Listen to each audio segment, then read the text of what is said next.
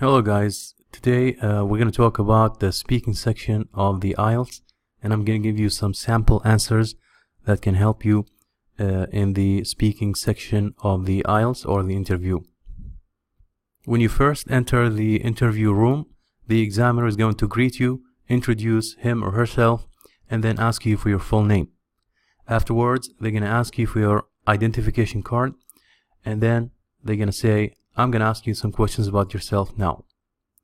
The first section is pretty easy. It's basically like meeting someone new and kind of trying to get to know them. But what's important to remember is that you don't give short answers. So in these examples, I'm going to give you the okay answer and then the better answer. For example, the question, where are you from? You can say, for example, I'm from Dhahran in Saudi Arabia, and then stop. But the better answer would be to give more information about the city that you're from, and then talk a little bit about the hometown, or your hometown, the location of your hometown, what people do in that hometown, what this hometown is popular for. So for example, in this answer that I have, I'm from Dhahran in Saudi Arabia. It's about 410 kilometers east of Riyadh, the capital. It's a modern city and a major center for oil industry in Saudi Arabia. It's a good place to live for people who work in education or the oil industry.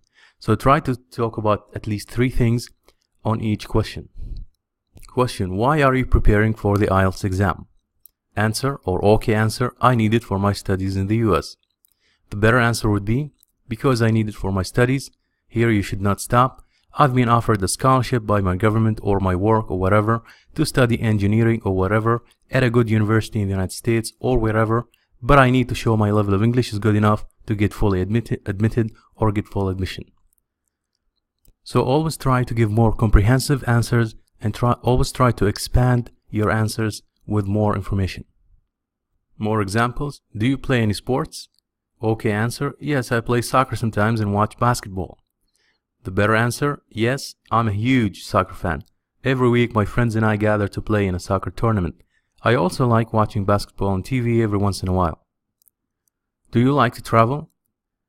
Yes, I went to Dubai last year and to London with my parents. The better answer, yes, I went to Dubai last year and spent 2 weeks seeing the sights such as Burj Khalifa. A couple of years ago, I also went to London with my parents and we had a great time. On this slide, you can see the most popular topics you can get in part 1.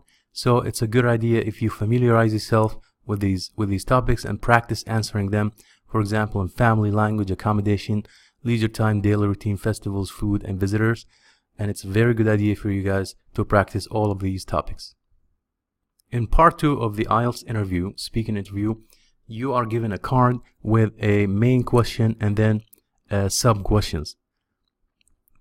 So what you need to do, you are giving 1 minute to prepare your answer, and then you have to answer all the questions on the card. For example, describe a teacher who has influenced you. This is the main question. Say where you met them, what subjects they taught, why were they special to you, and how they influenced you. On the card, in the minute that you have, please write short answers to all these questions, and then organize the answer in a 2-minute response. So you have to give at least 2-minute response, or preferably until the examiner tells you to stop. If you watch the next lesson, I'm going to give you an outline or a mental outline called the garden, and it's going to help you organize your ideas to answer part 2 questions. Part 3 of the IELTS interview, it's a 2-way discussion, so you don't have any time to prepare. Most students find this section to be the most challenging because you have to answer questions on the spot, not too much time to prepare. However, if you use my garden outline in the next lesson, you're going to be able to organize your ideas and answer each question in very comprehensive details. Some of the examples that you can get, and it's important to remember that part 3 is always built on part 2, and I'll explain that in a second. For example, describe developments in education in your country. What are your country's aims for education? Describe different styles of teaching. This topic is education.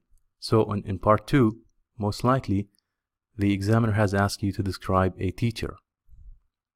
This slide explains how part 3 is always built on part 2. For example, you have a question on a parent, Part 3, you're gonna get a question on the role of parents in society. Friend, friendship. Place, tourism. Book, censorship.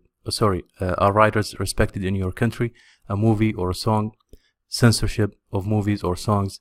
And then, so it's important to remember or to know the meaning of some of the words that you might get in this section, such as censorship. Here are some sample answers on part 3.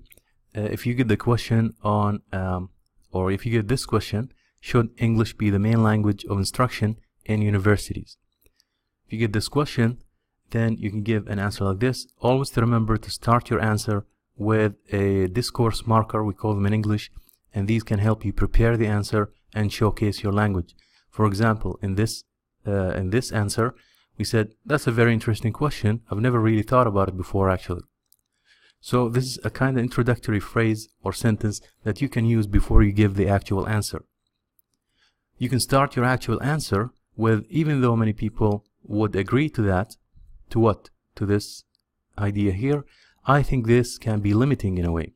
For example, there are many scientists in the world today whose native language isn't English. When they come to study in English-speaking countries, they have to pass the IELTS or TOEFL exams. In a way, this can make it difficult for them or for such people to share their knowledge. This is not to deny the existence of English, but in the future, other languages could become the lingua franca. And the lingua franca means the main language or the most popular language in the world. Again, if you use a mental outline like the one I'm gonna explain in the next lesson, you will be able to organize your thoughts by having a main idea and then supporting this main idea with reasons and details, examples, and then summarizing with a concluding sentence. Another example, describe the development of education in your country. Well, another discourse marker. Most people will agree that education is the backbone of success for individuals in society. This is a general sentence about the topic. Then give the answer. With education, people can face life's challenges and create more opportunities. These are reasons why you think education is important. In the past, now you're going to answer the actual question.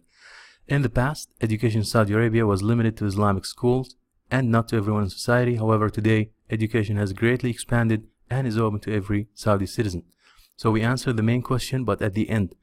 And before that, we kind of gave some introductory statements about the main or the key word, which is education in this case. So guys, please try to watch my next video in which I will give you the garden outline, and each letter in this word is going to mean something. For example, G is going to mean a general statement about the topic. A, answer the question. R, give reasons, details, then examples, and end the answer. So you can watch the next lesson if you would like to learn more. And as always, please share, like, and subscribe. And you can always follow me on Twitter following this link. So guys, I'll see you in the next lesson. Thank you so much for watching.